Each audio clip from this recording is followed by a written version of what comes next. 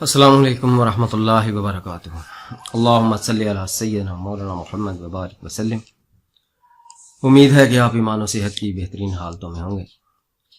اللہ رب العزت کا شکر و احسان ہے کہ اس نے ہمیں امت محمدیہ میں پیدا فرمایا اور لاکھوں کروڑوں درود و سلام محمد عربی صلی اللہ علیہ وسلم کی ذات اقدس پر۔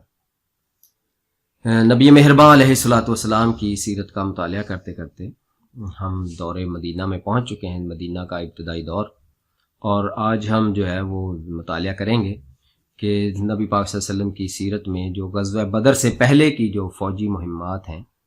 ان کا تذکرہ جو ہے جو مورخین نے کیا ہے، تو وہ تقریباً 7-8 جن کو آپ فوجی مہمات کہہ سکتے ہیں، ایکسرسائزز کہہ سکتے ہیں، اپنی قوم کو، اپنی فوج کو ایکٹیو رکھنے کے طریقے کہہ سکتے ہیں ان کو، تو ان کو سریہ، اسرایہ اور غزوات کہا جاتا ہے۔ سریہ اصطلاح میں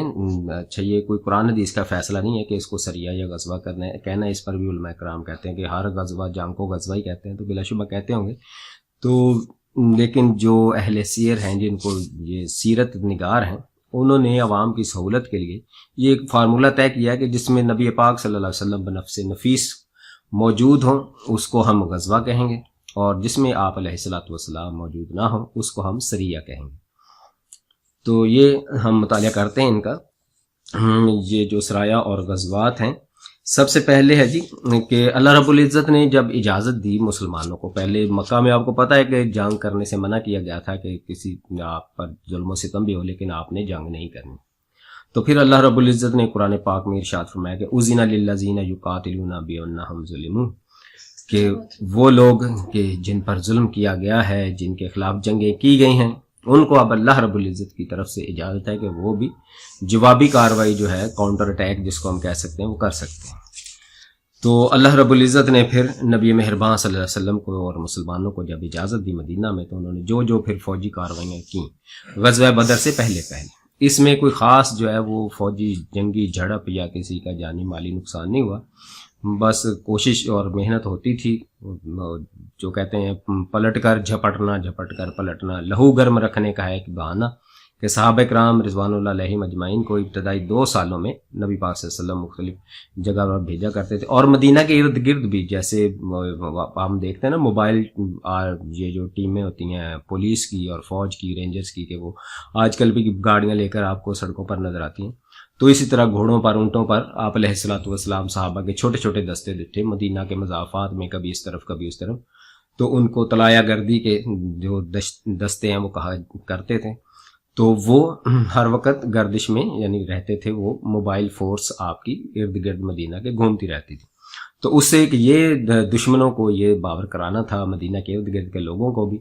کہ اب مدینہ جو ہے ایک منظم سٹیٹ بن چکی ہے، اور جس کو آج کل ہم کہتے ہیں نا رٹ آف دا گورنمنٹ، تو وہ رٹ آف دا گورنمنٹ جو تھی اس کے مینٹین رکھنے کے لیے یہ بھی ایک اچھا طریقہ تھا کہ تھوڑے تھوڑے جو آپ کے فوجی ہیں وہ ارد گرد کے علاقوں میں گردش کرتے تھے، اور جو قریب قریب کے پھر قبائل تھے ان تک بھی آپ صلی اللہ علیہ وسلم پہنچتے تھے، اور ان کے ساتھ بات چیت ہوتی اور ان کو بھی اپنا الائز بنا لیا کرتے اور ان کو اپنا پارٹنر بنا لیتے، ان سے معاہدے جو تھے وہ تحریر کر کے آپ لکھ لیتے کہ آپ کا دفاع ہمارے ذمہ ہے اور ہمارا دفاع آپ کے ذمہ ہے، کوئی بھی باہر سے حملہ آور ہوگا تو ہم مل کر اس کا مقابلہ کریں گے۔ تو اس طرح ابتدائی مدینہ کے جو 2 سال تھے وہ غزوہ بدر سے پہلے جو ہے وہ اس طرح سے گزرے۔ سب سے پہلا اس میں جو ہے جی سریہ سیف البحر، سیف کہتے ہیں کنارے کو، یہ سمندر کے کنارے، یہ رمضان 1 ہجری میں پیش آیا، تو رسول اللہ صلی اللہ علیہ وسلم نے اپنے چچا حضرت حمزہ بن عبد المطلب رضی اللہ تعالیٰ عنہ کو سفید پرچم آپ سرکار دو عالم صلی اللہ علیہ وسلم نے خود جو تھا وہ باندھا اور ان کے حوالے کیا، ان کو اس لشکر کا امیر بنایا، اور 30 مہاجرین۔ اچھا، ان سب میں ہم پڑھیں گے کہ نبی پاک صلی اللہ علیہ وسلم نے مہاجرین کو ہی بھیجا ہے، انصار کے کو یہ نہیں کیا کہ وہ جائیں۔ کیوں؟ وجہ اس کی یہ تھی کہ ٹارگٹ اصل میں یہی ہوتا تھا کہ قریش کے جو تجارتی قافلے ہیں ان کو روکا جائے، ان کو جو ہے گزند پہنچائی جائے، ان کو نقصان کے جنہوں نے ہمارا نقصان کیا ہے۔ اور قریش کی پورے مکہ میں جو تھی نا اس وقت جو سٹیٹس تھا ان کا، وہ یہ تھا جس طرح آپ آج کل سمجھ لیں کہ لاہور میں جس طرح حضرت داتا گنج بخش علی حجویری کا مزار ہے، تو اس کے جو گدی نشین ہیں اگر کوئی عام بندہ ان کے ساتھ لڑائی جھگڑا کرے گا تو بہت ہی برا اس کو سمجھا جائے گا، لیکن اگر دو گدی نشین ہی آپس میں لڑ پڑیں گے تو پھر کہا جائے گا کہ دونوں یار پیر ہیں، وہ بھی پیر ہیں وہ بھی پیر ہے، تو ٹھیک ہے معاملہ ان پر ہی ہے، ٹھیک ہے۔ اسی طرح کوئی بھی مزار ہے تو اس وقت اللہ رب العزت کا جو بیت تھا، جو گھر تھا، تو اس کے وہ مجاور اور متولی تھے، وہ گدی ایک قسم کی ان کے پاس تھی، اور اس وجہ سے پورا عرب جو تھا وہ ان کے قافلوں کو بری نظر سے دیکھتا بھی نہیں تھا۔ لیکن نبی پاک صلی اللہ علیہ وسلم کے ساتھ جو مہاجرین تھے وہ بھی قریش تھے، وہ بھی مکہ کے لوگ تھے، تو اس لیے آپ صلی اللہ علیہ وسلم مہاجرین کو ہی بھیجتے کہ اگر لڑائی اور جنگ کی نوبت بھی آئی تو لوگ یہ نہ، مدینے کے جو انصار ہیں ان پر لوگ جو ہیں انگلیاں نہ اٹھائیں کہ تم نے جو ہے وہ غیر قریش ہو کر قریش کے ساتھ لڑنے کی جرت کیسے کی، یعنی سادات کے ساتھ تم نے لڑنے کی جرت کیوں کی۔ تو اس لیے نبی پاک صلی اللہ علیہ وسلم کی جو میں سمجھاؤں تاریخ کے متعلق سے کہ یہی کوشش تھی کہ قریش کے مقابلے میں قریش، مکہ کے لوگوں کے مقابلے میں مکہ کے، تو مہاجرین ہی ہم دیکھتے ہیں غزوہ بدر میں تو وہ مہاجرین اور انصار نے مل کر جو ہے وہ ان کے دانت کھٹے کیے اور ناکوں چنے چبوائے سب کافروں کو، لیکن اس سے پہلے پہلے کے جو سرایہ اور غزوات ہیں تو آپ صلی اللہ علیہ وسلم کی کوشش یہی ہوا کرتی تھی کہ جو مہاجرین ہیں، جو مکہ سے آئے ہیں لوگ، وہی ہیں مقابلے پر نکلے، اور ان میں بھی خاص طور پر آپ کے جو خاندان کے بنو ہاشم کے لوگ تھے انہی کو جو تھا وہ جنگ کا علم دیا جاتا، انہی کو سپہ سالار بنایا جاتا کہ کہیں بھی کوئی مٹ بھیڑ ہو، مقابلہ ہو تو پھر لوگوں کو پتہ چلے کہ قریش کے مقابلے میں قریش ہی آیا۔ تو یہ بھی سریہ جو تھا وہ گیا، لیکن کوئی خاطر خواہ اس کے وہ فائد حاصل نہیں ہوئے، تو اس کو جو تھا وہ حضرت حمزہ کے ہاتھ جو تھا وہ ان کی قیادت میں یہ قافلہ پھر واپس آ گیا۔ اس کے بعد نمبر 2 پر آئے جی سریہ رابغ، یہ شوال کے مہینے میں، یہ بھی سن 1 ہجری یعنی ہجرت کا پہلا ہی سال ہے۔ تو اس میں رسول صلی اللہ علیہ وسلم نے حضرت عبیدہ بن حارث بن مطلب، حضور صلی اللہ علیہ وسلم کے جو دادا ہیں عبد المطلب، ان کی پرورش کرنے والے جو مطلب ہیں ان کے بیٹے، اور پھر آگے ان کے بیٹے جو تھے، یہ حضرت عبیدہ وہی ہیں جو غزوہ بدر ہم پڑھیں گے تو آپ نے پہلے بھی سنا ہوگا، غزوہ بدر میں جو سب سے پہلے شہید ہونے والے، جو زخمی ہونے والے وہ یہی تھے، جب حضرت علی، حضرت حمزہ اور یہ حضرت عبیدہ یہ تینوں مبارزت میں میدان جنگ میں نکلے تھے۔ تو یہ حضور صلی اللہ علیہ وسلم کے کزن، چچا، اس طرح کا رشتہ تھا حضور کے ساتھ ان کا۔ تو ان کو جو تھا وہ 60 مہاجرین ان کے سپرد کیا اور ان کو بھی بھیجا کہ جاؤ آپ بھی کفار کا راستہ روکو۔ اچھا جی، تیسرے نمبر پر آیا سریہ خرار، تو یہ ذیقعد کا مہینہ ہے، سن 1 ہجری ہے۔ تو اس میں حضور محمد صلی اللہ علیہ وسلم نے حضرت سعد بن ابی وقاص، جن کو حضور صلی اللہ علیہ وسلم کا ماموں کہا جاتا ہے، تو ان کو اپنا بھیجا، اور ان کی سرکردگی میں 20 آدمیوں کو دے کر ان کو بھی قریش کا ہی قافلہ کہیں سے آنا تھا تجارتی، تو اس کے پیچھے بھیجا گیا کہ جاؤ دیکھو ان کا راستہ روکو۔ کہ آج کل ہم سوچیں تو یہ ہے کہ وہ تو ایک تجارتی قافلے پر حملہ کرنا جائز ہے، ناجائز ہے، کیا ہے؟ تو اس دور کے حالات کو ذرا ذہن میں رکھیں کہ ان لوگوں نے مسلمانوں کا سب کچھ لوٹا، عزتیں، مال، جان، ان کو مجبور کیا اپنے گھروں سے نکلنے پر، تو بدلے میں پھر مسلمانوں کے لیے بھی جائز تھا کہ جس طرح بھی ان کافروں کو نقصان پہنچا سکتے ہیں وہ پہنچائے۔ اچھا جی، اس کے بعد آیا ہے جی غزوہ ابوا نمبر 4 پر، اس کو ودان بھی کہتے ہیں، غزوہ ودان بھی۔ اس میں نبی پاک صلی اللہ علیہ وسلم 70 مہاجرین کے ہمراہ خود بنفس نفیس جو تھے وہ تشریف لے گئے، اور یہاں پر جو تھا وہ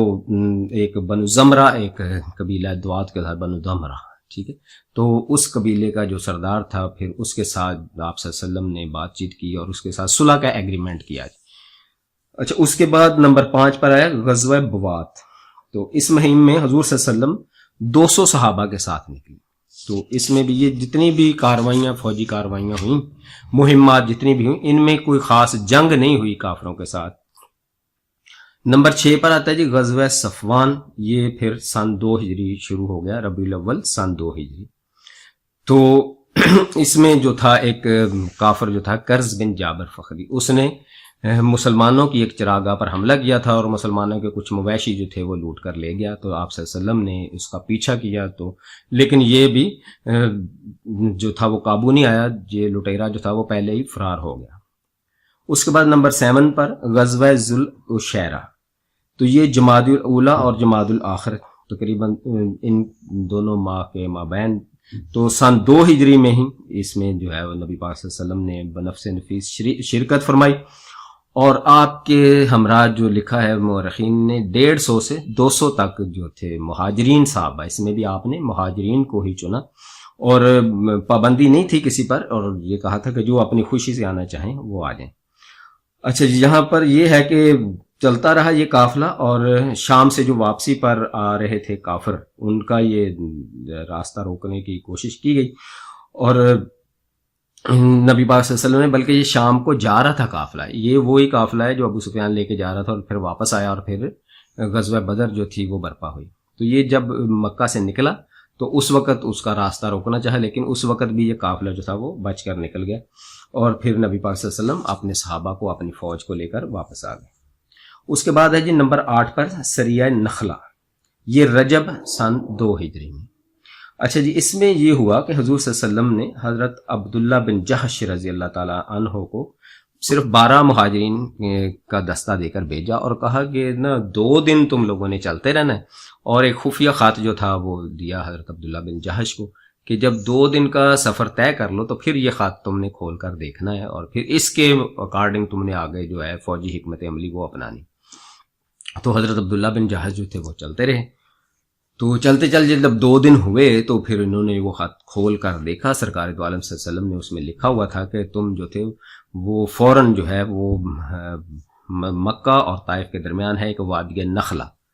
وہاں پہنچو، وہاں قریش کا ایک قافلہ آئے گا، اور پھر اس کو تم روکنا اور پھر ہمیں خبر دینا۔ یہ نہیں کہا تھا کہ تم اٹیک کر دینا۔ تو جو حضرت عبداللہ بن جحش تھے انہوں نے کہا کہ سرکار دو عالم صلی اللہ علیہ وسلم کا یہ فرمان عالی شان ہے، میں تو چاہے دور ہے چاہے قریب ہے، سفر آسان ہے مشکل ہے، میں تو جانا ہی جانا ہے۔ اپنے ساتھیوں سے کہا کہ آپ لوگ جو خوشی سے میرے ساتھ چلنا چاہیں، لیکن صحابہ کہاں کہہ سکتے تھے کہ ہم نہیں جانا چاہتے، تو سب نے کہا ہاں ہم بھی آپ کے ساتھ جائیں گے، اور جہاں سرکار کا حکم ہے وہاں تک ہم پہنچیں گے۔ تو سارے صحابہ وہاں پر پہنچے، اور وہاں یہ ہوا کہ کافروں کا ایک جو قافلہ تھا وہ آ رہا تھا، تو اگلے دن جو تھا وہ یہ جیسے لکھا ہوا ہے کہ رجب، تو مہینہ جو تھا وہ دوسرا شروع ہونے والا ہی تھا، یہ کہ جس میں جنگ نہیں کرتے، جس کو حرام مہینے کہتے ہیں۔ تو انہوں نے سوچا کہ اگر آج کی رات ہم رکتے ہیں تو قافلہ اب ہماری رینج میں ہے، تو پھر یہ لوگ جو ہیں وہ ہمارے ہاتھ سے نکل جائیں گے، تو کیا کیا جائے؟ انہوں نے کہا ان پر حملہ کر دیا جائے، لیکن سرکار نے حملے کا نہیں کہا تھا کہ اس قافلے کو جب تم پالو تو پھر اب ہمیں کوئی اطلاع بھیجنا، کوئی بتانا کہ وہ قافلے میں کتنے لوگ ہیں، کیا ہے، کون ہے، کیسے ہیں۔ لیکن ان لوگوں نے ان پر حملہ کیا، اور ایک کافر جو تھا وہ ان کے ہاتھ سے مارا گیا، اور وہاں جو کشمش اور چمڑے کا سامان تھا ان پر لدا ہوا، اس کو مال غنیمت کے طور پر یہ لوگ واپس جو تھے مدینہ لے آئے۔ تو حضور صلی اللہ علیہ وسلم نے کہا کہ میں نے تم لوگوں کو یہ کاروائی کرنے کا حکم نہیں دیا تھا، تو ان لوگوں نے باقاعدہ اس میں سے خمس بھی، اللہ رسول کا جو حصہ ہے وہ بھی نکالا، مال غنیمت بھی تقسیم کر لیا، سارا کچھ کر لیا، لیکن سرکار دو عالم صلی اللہ علیہ وسلم نے وہ سارا مال واپس، جو جب کفار آئے ڈیمانڈ کی انہوں نے کہ ہمیں دیا جائے ہمارا مال، تو آپ نے سارے کا سارا مال جو ہے ان کو واپس بھی دیا، اور بلکہ جو ایک کافر قتل ہوا تھا اس کی جو دیت خون بہا جو ہوتا ہے اس کا، وہ بھی ان کافروں کو دیا کہ جاؤ تم، تاکہ یہ پراپیگنڈے کا موقع نہ مل سکے کافروں کو، یہ حرام مہینوں میں یہ نبی پاک صلی اللہ علیہ وسلم کے جو ساتھی ہیں یہ ہم پر چڑھائی کرتے ہیں، یہ ہم پر حملہ کر دیتے ہیں۔ تو اس طرح سے جو غزوہ بدر کے پہلے کے حالات تھے سن 2 ہجری تک، وہ آج ہم نے ڈسکس کیے ہیں۔ آئندہ انشاءاللہ جو ہے وہ غزوہ بدر، اس کی وجوہات کیسے وہ شروع ہوا، اور کس طرح سے اللہ رب العزت نے سب سے پہلی جو عظیم الشان فتح سے ہم کو نوازا مسلمانوں کو، جس پر آج تک ہم مسلمان جو ہے وہ فخر کرتے ہیں، تو اس کے سارے حالات و واقعات انشاءاللہ ڈسکس کریں گے۔ یہ بھی گو کہ چھوٹے چھوٹے واقعات تھے، کیونکہ ہم نبی پاک صلی اللہ علیہ وسلم کی سیرت کا تھرو آؤٹ مطالعہ کر رہے ہیں، تو اس لیے چاہے ان میں جو تھا وہ زیادہ اٹریکٹ فل تو نہیں ہے، لیکن پھر بھی تھوڑا سا ان کا مطالعہ کرنا اور ان سے ٹچ رہنا بھی ضروری ہے کہ ہمیں پتہ ہو کہ غزوہ بدر سے پہلے کس طرح سے مسلمانوں کو آپ صلی اللہ علیہ وسلم نے ایکٹیو اور چوکس اور جو تھا وہ ان کا مورال بلند رکھنے کے لیے کس طرح کی آپ نے فوجی کاروائیاں چھوٹی چھوٹی آپ نے ان کے ہاتھوں سے کروائیں، خود بھی بنفس نفیس آپ جاتے رہے، تاکہ جو امت کا جوش اور جذبہ ہے وہ قائم اور دائم رہے، اور ان میں ایک جو فوجی اسپرٹ ہے اور جو مجاہدانہ ان کے انداز ہیں ان کو جو تھا وہ آگے سے آگے پروان چڑھانے کا جو ایک طریقہ تھا آپ نے اس کو اڈاپٹ کیا۔ تو